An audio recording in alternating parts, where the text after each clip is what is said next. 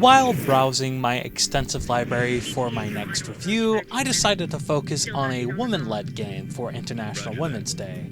My first pick was Horizon Zero Dawn, but I wanted to take my time with it. So I decided on Everreach Project Eden, and I was oddly fascinated by it. We're introduced to the world of Eden through an advertisement, and while I don't think it has quite as impact as they intended it to have, it does pose a decent question going throughout for the player. We play as Nora Harwood, who is a member of the corporate colonizer Everreach's security division. She has a reasonably interesting backstory, but our main companion 73Q does kind of steal the spotlight a bit. The small robot functionally doesn't do much, but it feels like a parody of the comedic robot sidekick, even having a reason for its bizarre behavior. I think the overall plot and the way the story is handled is pretty good.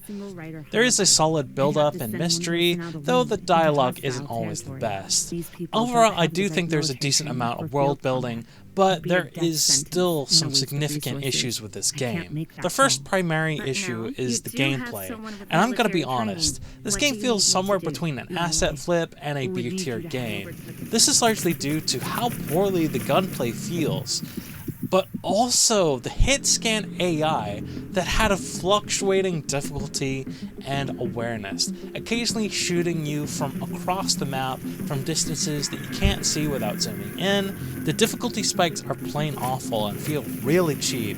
One specific defense section has awful enemy spawns that puts you on the back foot of being flanked super quick if you don't play just right.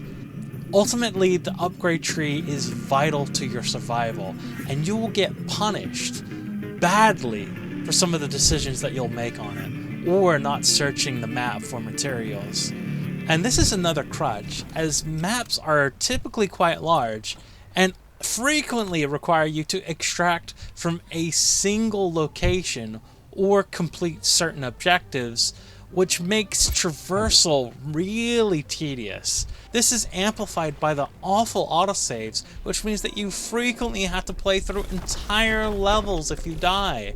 This includes having to go back and re-pick up materials which are randomized, and you aren't always sure if the next objectives that you'll have will bring you to a new map, which will then lock you off from those precious materials.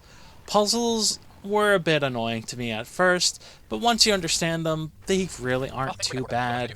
But I think the clear winner for the worst element is the hover bike segments. It legitimately feels like the developer took a bet in college that there would never be a worse segment than the jet ski sections in Uncharted 1. These crazy bastards actually did it. These segments are plagued with poor handling and terrible camera control that will cause you to die or have to wait to regain enough health to venture forward. It is just plain tedious.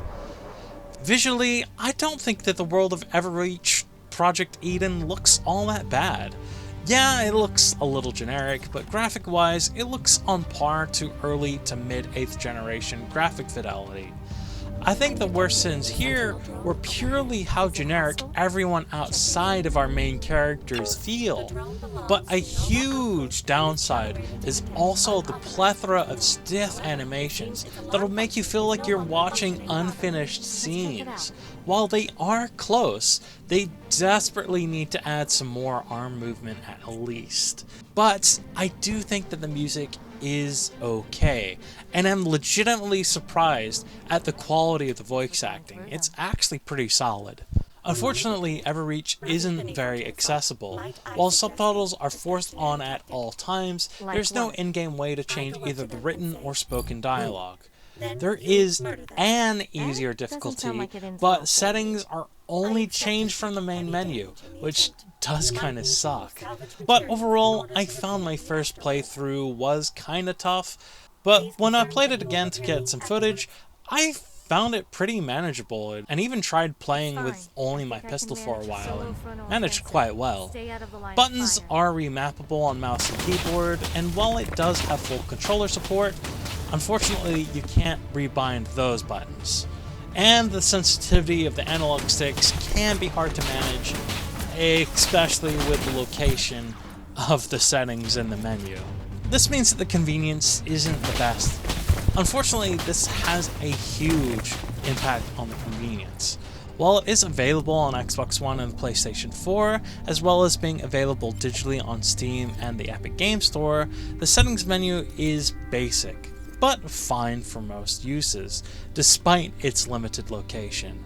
But I did manage to only find one bug in my entire playthrough, and it requires you to face your camera at specific angles while walking over hills. It just kind of forces 73Q to spawn underneath you, so you're just walking on 73Q even though visually it hasn't changed, so it's a little bit weird.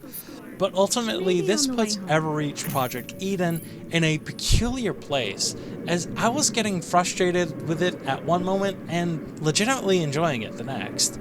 The story was really interesting to me, but the overall experience isn't very good. I think I have to give this game an avoid. While I did enjoy the story, I doubt that it's something that I will ever return to. And the gameplay has already aged like milk. But let me know what you think down in the comments below. Check out my last review on Dragon Age Origins, and consider subscribing. Until then, this has been Rod the Slob, and I'll see you in the virtual commute.